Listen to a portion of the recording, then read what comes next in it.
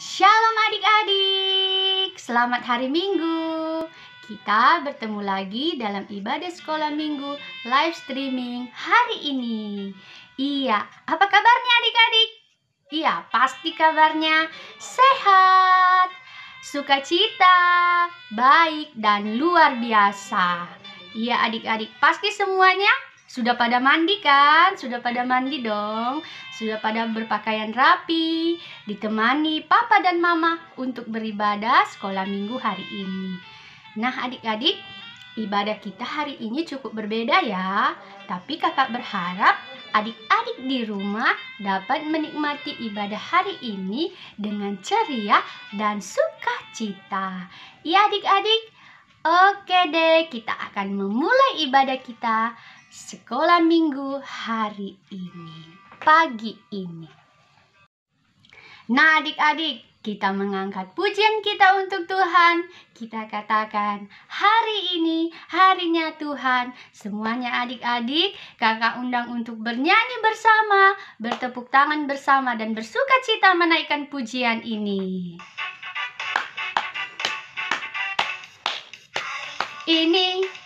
Hari ini harinya Tuhan, harinya Tuhan.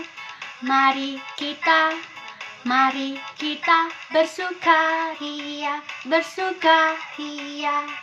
Hari ini harinya Tuhan. Mari kita bersukaria. Hari ini harinya Tuhan. Sekali lagi. Hari ini harinya Tuhan, harinya Tuhan. Mari kita bersukaria, bersukaria. Hari ini harinya Tuhan. Mari kita bersukaria. Hari ini harinya Tuhan. Sekarang kita akan berdoa kepada Tuhan. Semua adik-adik di rumah lipat tangannya, tutup matanya, kita berdoa. Tuhan Yesus yang baik, terima kasih untuk pagi hari ini kami dapat beribadah secara online walaupun dari rumah masing-masing. Tuhan kami berdoa, biarlah adik-adik di rumah dapat menikmati ibadah ini dan dapat mendengar firman Tuhan dengan sukacita. Berkati ibadah kami Tuhan Yesus, mulai dari awal, pertengahan, hingga akhir. Biarlah Tuhan Yesus yang memimpin setiap kami dan adik-adik di rumah yang mengikuti ibadah ini dapat dengan tertib mengikutinya. Inilah doa kami Tuhan yang telah kami naikkan di dalam nama Tuhan Yesus Kristus. Kami berdoa dan mengucap syukur. Haleluya. Amin. Nah adik-adik, sekarang kita akan mendengarkan firman Tuhan. Kita menaikkan pujian untuk Tuhan, baca kitab suci, doa tiap hari.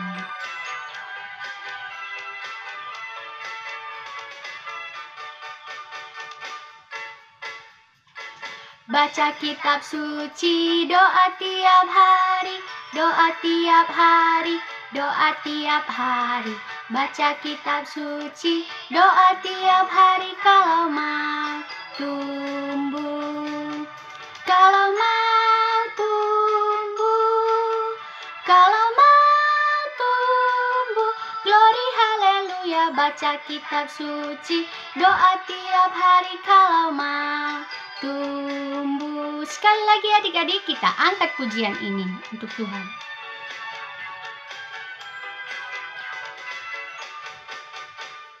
Baca kitab suci, doa tiap hari, doa tiap hari, doa tiap hari. Baca kitab suci, doa tiap hari kalau mau tumbuh. Kalau mau tumbuh, kalau mau tumbuh, glory haleluya. Baca kitab suci, doa tiap hari kalau mau tumbuh. Nah, sekarang kita akan mendengarkan firman Tuhan yang dibawakan oleh Ibu Tina. Selamat menikmati firman Tuhan adik-adik. Adik-adik, selamat bertemu lagi ya dalam ibadah minggu ini. Kiranya semua adik-adik di rumah siap mendengarkan cerita yang mau kakak sampaikan. Terlebih dahulu, lipat tangan, kita berdoa. Tuhan Yesus, terima kasih untuk pagi hari ini. Kami mau mendengarkan cerita yang disampaikan. Biarlah Tuhan tolong semua adik-adik kami diberkati, mengerti apa yang hamba sampaikan, dan apa yang hamba sampaikan sungguh-sungguh Tuhan, Engkau juga mengurapi hamba. Dalam nama Tuhan Yesus, hamba berdoa dan bersyukur. Amin. Ya, pagi hari ini kakak mau menceritakan kepada kalian tentang seorang pemuda yang menyerahkan diri ya kepada Allah, juga tentang hal-hal yang dikerjakan Allah melalui seorang muda yang bernama William Carey. Siapa yang pernah dengar nama William Carey ini? Ya, nah kita dengarkan dulu siapa dia ya.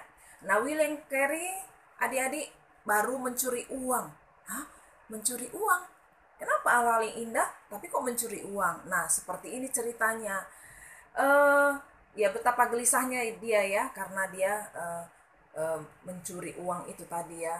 Ya, William suka bekerja di kebun di antara bunga-bunga dan tanaman. Tetapi karena dia sakit, dokter menyarankan dia tidak boleh dulu bekerja di kebun. Carilah pekerjaan yang lain. Dan ayahnya menyarankan dia untuk menjadi tukang sepatu.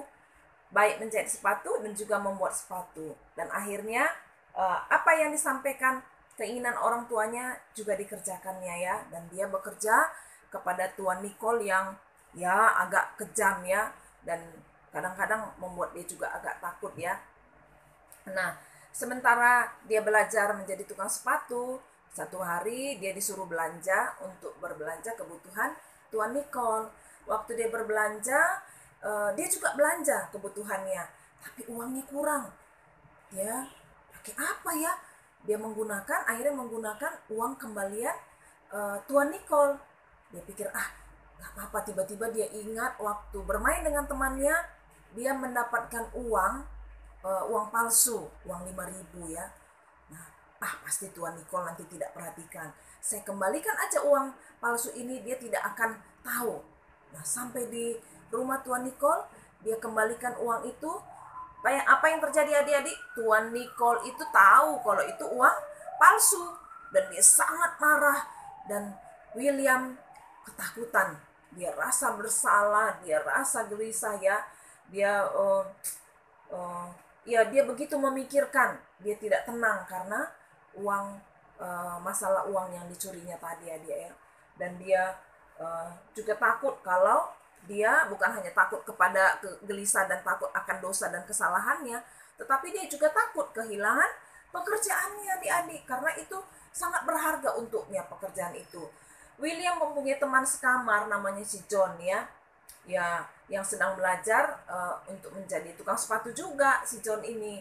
Tetapi si John berbeda, dia anak yang tekun berdoa, dia tekun membaca firman Tuhan. Dia sudah percaya dan terima Tuhan Yesus.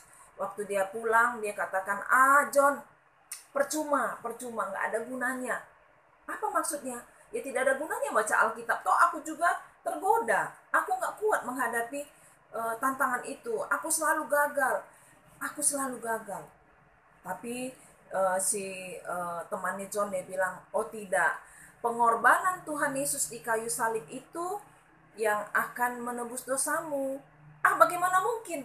Ayo, marilah, aku akan menceritakannya kepadamu. Nah, singkat cerita adik-adik, John menceritakan bagaimana Tuhan Yesus mengasihi tiap orang, mengampuni dosanya dari dosa dan kesalahannya. Tuhan tidak perhitungkan semua, John jelaskan. Dan akhirnya William Carey percaya dan terima Tuhan Yesus. Mereka berdoa di pinggir tempat tidur, membimbing William Carey kembali percaya kepada Tuhan Yesus dan sungguh-sungguh ya menjadi Tuhan dan juru selamatnya. Nah, beberapa waktu kemudian, ya mungkin agak cukup lama setelah William Carey berhasil belajar, menekuni menjadi tukang sepatu, akhirnya dia punya toko sepatu. Luar biasa adik-adik ya. Walaupun di depan tokonya ada tertulis, membeli, menjual sepatu bekas William Carey. Wah, mantap sekali adik-adik ya. Tidak sia-sia dia belajar. Nah, Tuan Carey mempelajari Alkitab. Kalau dia sudah senggang waktunya, dia belajar dan dia terus belajar tentang firman Tuhan. Dan satu kali ada seorang pemuda datang ke tokonya, memberikan buku, 2 buku menceritakan tentang seluruh dunia yang belum percaya dan menerima Injil di negara mereka.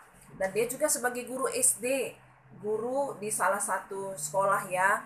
Dia mengajar anak-anak dan dia mengajar tentang bola dunia, belajar tentang negara-negara melalui bola dunia atau globe ya, yang dibuat dari kulit adik-adik ya. Dan William Carey, Tuan Carey ini selalu memikirkan orang-orang yang belum percaya dan terima Tuhan Yesus. Nah, tantangan itu terus menggelisahkan dia, terus-menerus memikirkan dan mendoakan mereka. Ya, dia tidak memikirkan apa itu kulit hitam, kulit putih, bagi dia sama saja. Dan dia rindu boleh menyampaikan Injil itu kepada negara-negara ini. Tapi dia belum tahu bagaimana caranya ya. Nah, pada suatu hari dalam pertemuan pendeta-pendeta di gereja, dia menyampaikan apa yang menjadi kerinduan dia, tapi bukan untuknya. Dia pikir dia sampaikan itu, apakah pendeta bisa mengutus atau pendeta yang pergi memberitakan Injil ke negara ini. Tapi pendeta sendiri masih bingung ya adik-adik ya, karena mereka sendiri belum paham untuk memberitakan Injil ke negara-negara lain dengan cara yang tidak terpikirkannya. Ya, pendeta bilang, ayo Tuan Carey silahkan duduk dulu, Tuan muda, kita bicarakan dulu ya. Karena untuk hal seperti ini bukan sesuatu yang mudah, kami juga tidak bisa mengerjakan itu. Ya, Tuhan sendiri yang akan berbicara kepada tiap orang, kami tidak bisa memaksakannya. Tuhan akan berbicara kepada tiap orang untuk pergi memberitakan Injil kemanapun dia mau.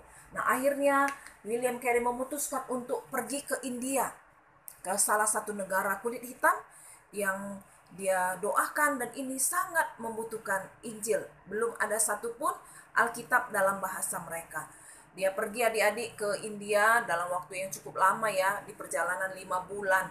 Kalau kita ke Jakarta naik kapal laut cukup 2 hari 2 malam sampai di Jakarta ya. Tapi dia 5 bulan cukup melelahkan ya, tapi dia tidak putus asa. Dia pergi ke India.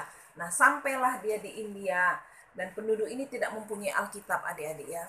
Sungguh tidak mempunyai Alkitab yang bisa ditulis dalam bahasa.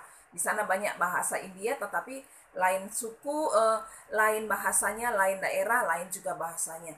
Selama 30 tahun dia menerjemahkan Alkitab ini dalam bahasa suku, dan ya akhirnya dia dengan timnya bekerja sama 30 tahun dia bisa menerjemahkan dari Kejadian sampai Wahyu untuk 40 ya, 40 bahasa yang berlainan.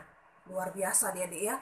Dia bisa mengerjakan itu bukan karena kuat dan gagahnya, tapi karena kerinduannya dan harapannya selalu kepada Tuhan.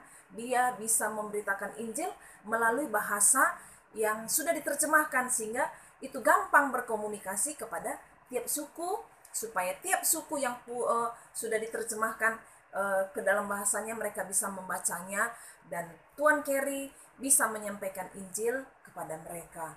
Puji Tuhan, itu bisa dikerjakan, dan banyak orang yang bisa mendengarkan Injil ini, bisa membacanya langsung dalam bahasa suku ya. Jadi sangat mudah untuk berbicara kepada mereka. Nah, coba pikirkan anak-anak ya, adik-adik ya.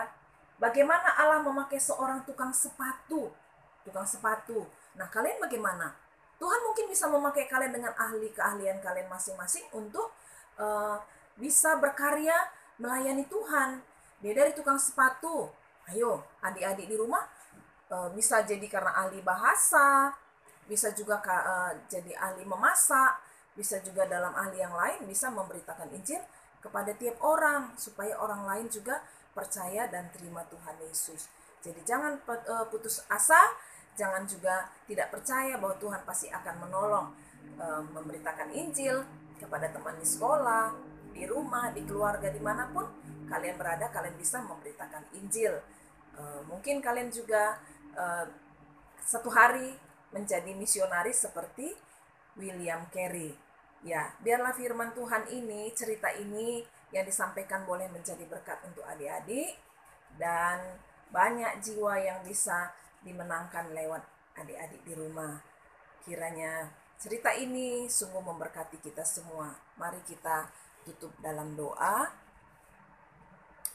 Terima kasih Tuhan Yesus untuk firman cerita yang hamba sampaikan tentang William Carey, bagaimana perjuangannya yang tidak mudah, tapi Tuhan mengurapi memberkati dia.